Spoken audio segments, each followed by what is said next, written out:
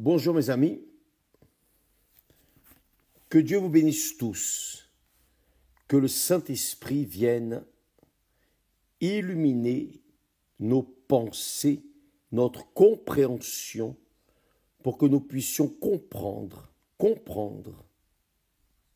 sa parole. Hier, nous parlions au sujet de l'homme riche,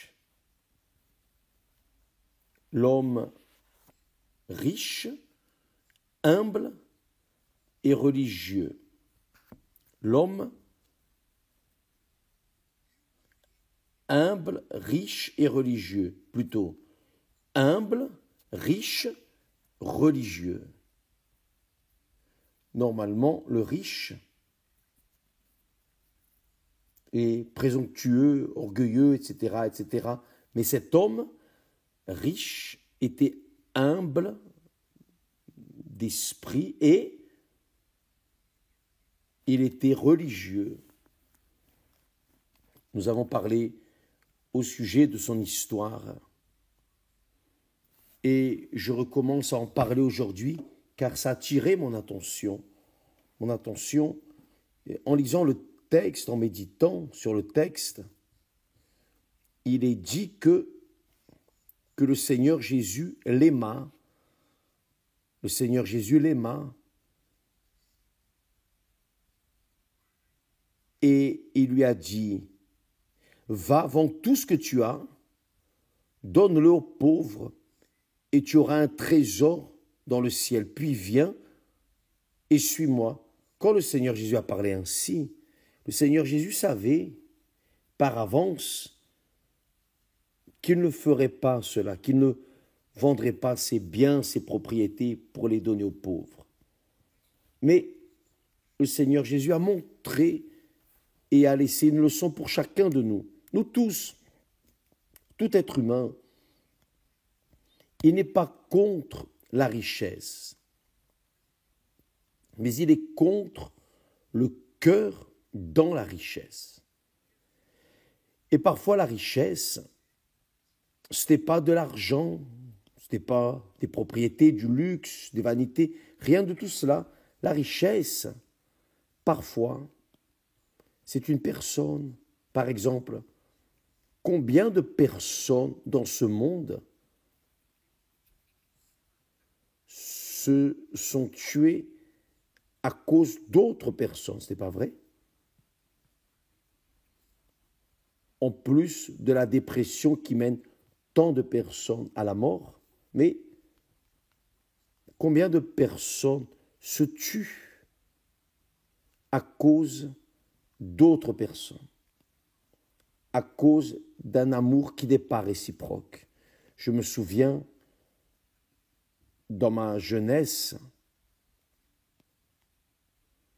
j'ai pris connaissance d'une jeune qui aimait un jeune homme, et lorsque le jeune homme a terminé le flirt, elle a mis un terme à sa vie. Pourquoi? Parce que son cœur était attaché à ce jeune homme. Et comment est-ce qu'une personne qui a le cœur attaché à quelqu'un de ce monde ou à des choses de ce monde peut-elle laisser enlever la chose ou la personne de son trône, du trône de son cœur, et mettre le royaume de Dieu, ou le Seigneur du royaume de Dieu, ou le gouvernant du royaume de Dieu, qui est le roi, le Seigneur Jésus-Christ. Comment cela est-il possible? C'est très, très, très difficile. Le texte dit que le Seigneur Jésus l'aima. Le texte ici dit, Jésus, l'ayant regardé, l'aima, et lui dit, il te manque une chose. Il te manque une chose. Pourquoi? pour entrer dans le royaume de Dieu. Il te manque une chose si vous voulez entrer dans le royaume de Dieu, si vous voulez avoir un trésor dans le ciel. Va, vends tout ce que tu as, donne-le aux pauvres et tu auras un trésor dans le ciel. En plus de cela, puis viens, prends la croix et suis-moi. Combien de personnes voyons-nous, et cela, durant tout ce temps de l'Église universelle, ça va faire 50 ans, d'ici à 2 ans. Combien de personnes avons-nous vues qui sont venues à l'Église, ont eu la foi, ont été ferventes, humbles, se sont livrées au Seigneur Jésus, ont été fidèles durant longtemps, mais à cause de choses et de personnes,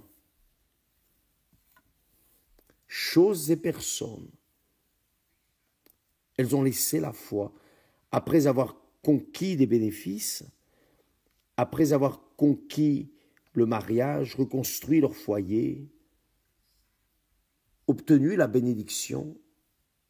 Alors, elles ont abandonné la croix, elles ont abandonné la foi pour prendre soin, administrer les bénédictions. Et ces personnes, malheureusement, sont là dans ce monde perdu, désorientés, déchus. Mais le Seigneur Jésus les a aimés. Et le Seigneur Jésus aime tous. Il montre ici, clairement, cela attire l'attention.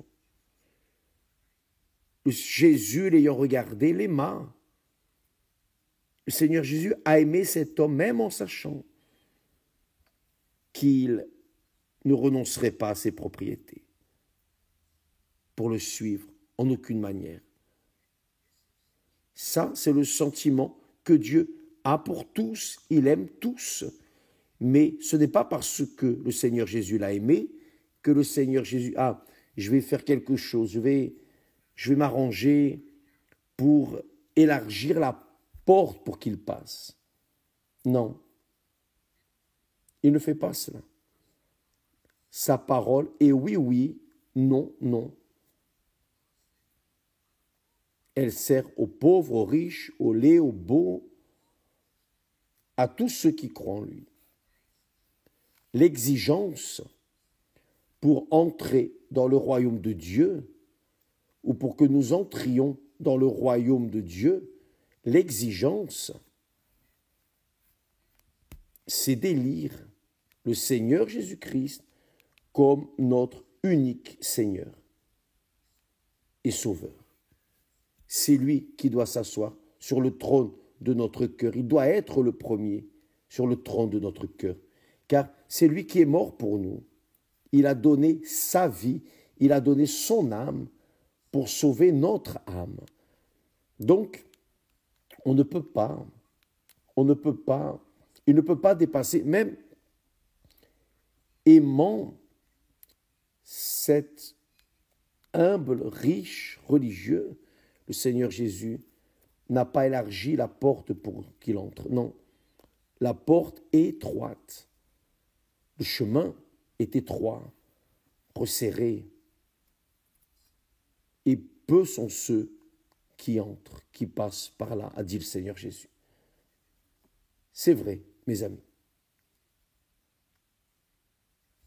Car c'est comme un mariage.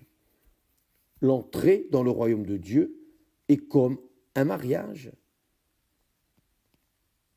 Lorsque nous allons vers l'autel, je sais que cela est un peu hors de la mode de nos jours, quand les personnes adultes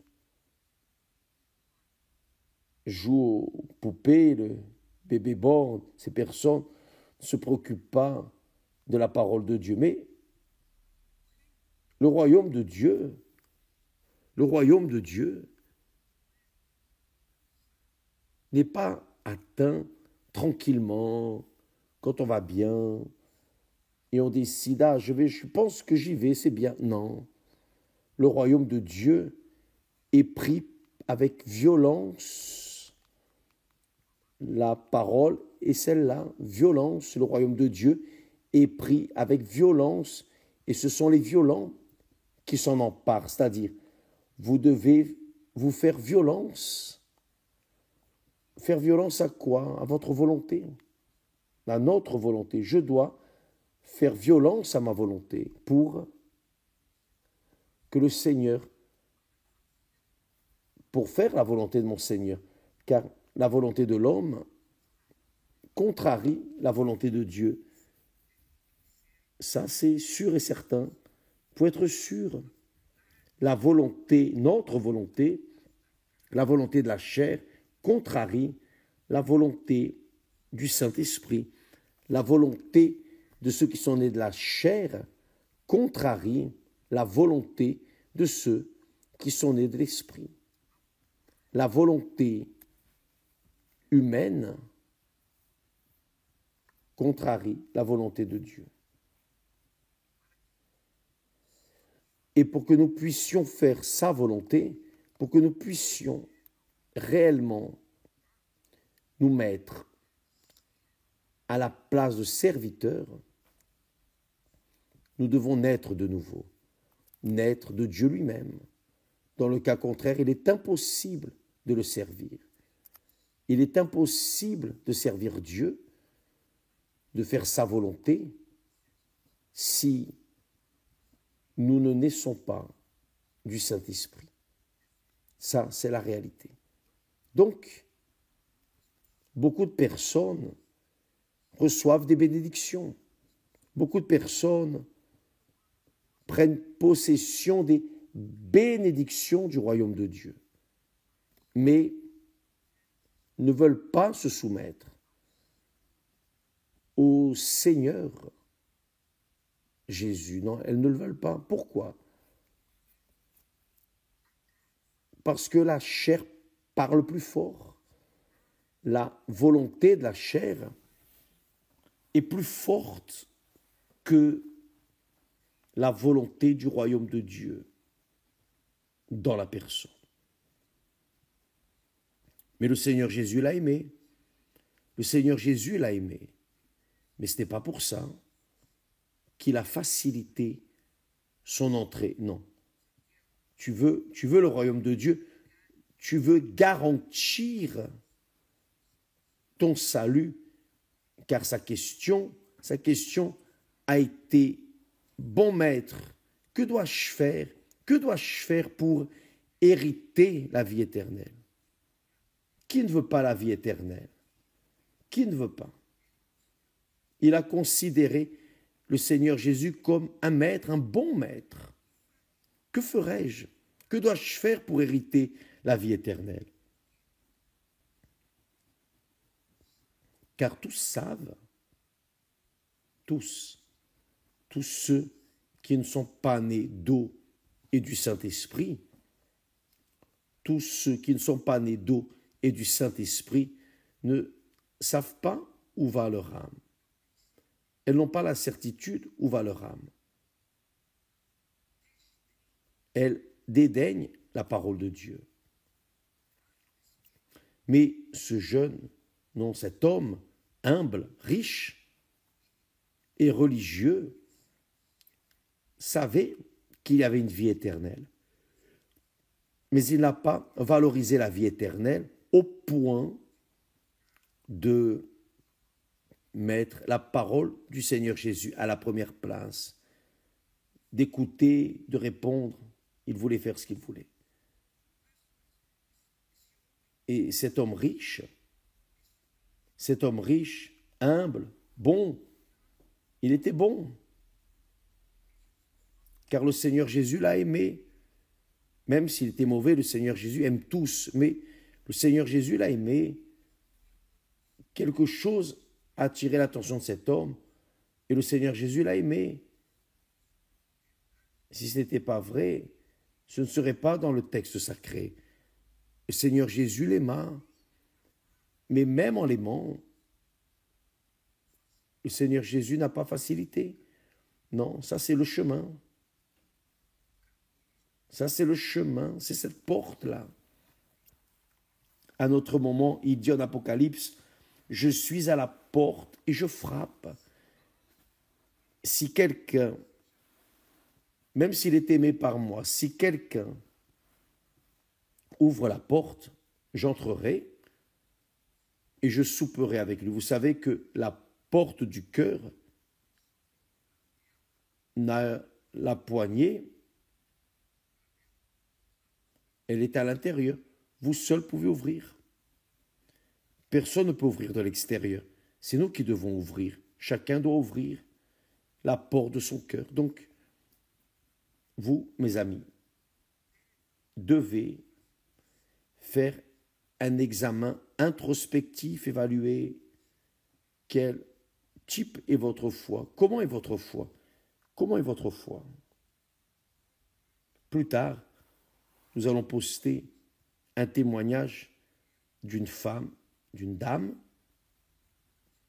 qui durant longtemps, elle ne dit pas combien de temps, mais elle parle du temps qu'elle a servi le Seigneur Jésus. Elle prêchait aux autres.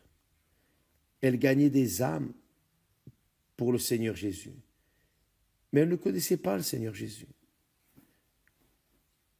Parce qu'elle est arrivée à un moment où elle disait, mais j'aide tant de personnes, mais moi-même, je ne m'aide pas.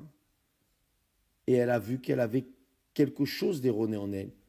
Et quelle était la chose erronée? Précisément cela. Précisément cela. Elle prêchait l'évangile. Elle essayait de mener, elle menait les personnes au Seigneur Jésus, mais elle-même ne le suivait pas. Donc, il est bon que vous qui me regardez en ce moment, il est bon que vous évaluiez votre propre foi pour ne pas être trompé par les apparences, par les tromperies de ce monde. Car c'est ce que nous voyons le plus dans l'Église universelle. On va faire 50 ans et je vois beaucoup cela. Des pasteurs, des évêques, des épouses de pasteurs, d'évêques, des ouvriers, des ouvrières, etc., etc., etc. Des personnes qui, un jour, apparemment, servaient le Seigneur Jésus. Et apparemment, le Seigneur était le Seigneur de leur vie. Apparemment, elle portait la croix. Apparemment, elle suivait et servait le Seigneur Jésus. Mais au moment de passer par le désert, et le désert est imminent, le désert, tout le monde passe par le désert. Tous, tous, tous. Il n'y a pas quelqu'un qui ne passe pas par le désert. Il n'y a personne qui veuille suivre le Seigneur Jésus qui ne passe par le désert. Si son esprit, le Saint-Esprit l'a mené au désert pour être éprouvé, imaginez ceux qui le suivent. Donc le désert est une réalité. Mais qui l'a comme Seigneur dans sa vie, quel que soit l'endroit qu'il est, que ce soit dans la ville ou dans le désert, le Seigneur Jésus y sera. Le Seigneur Jésus y sera. C'est pour cela que l'apôtre Paul dit que en tout, rendez grâce à Dieu. Rendez grâce à Dieu en tout. Rendre grâce à Dieu dans le désert et rendre grâce à Dieu dans la ville, quel que soit l'endroit. Pourquoi? Car il est le Seigneur. Et tout ce qui arrive, que ce soit bon ou mauvais, Dieu est au contrôle de toutes choses. Ça, c'est la foi. Comment comprendre cela? Comment comprendre cela? Si vous êtes né du Saint-Esprit, d'eau et du Saint-Esprit. Vous êtes spirituel, vous comprenez, vous acceptez, vous vous soumettez, vous attendez, vous patientez, vous rendez grâce à Dieu pour toute situation, tout problème. Pourquoi? Parce que vous savez que votre Seigneur est là en vous. Il est à l'intérieur de vous, régnant à l'intérieur de vous. Donc, n'importe quelle chose qui viendra, que ce soit bon ou mauvais, il est au contrôle de votre vie. Il va prendre soin de vous, de moi, de chacun de nous. Imaginez si le Seigneur Jésus aimait cet homme, humble, riche, humble et religieux. Il ne va pas aimer ceux qui l'ont déjà élu comme Seigneur de leur vie et Sauveur. Imaginez. Donc, mes amis, ça vaut la peine de bien penser, de bien évaluer votre propre situation spirituelle pour ne pas vous tromper avec une foi supposée qui obtient le royaume de Dieu. Non, cette foi du royaume de Dieu, vous devez porter la croix. Le Seigneur Jésus a dit,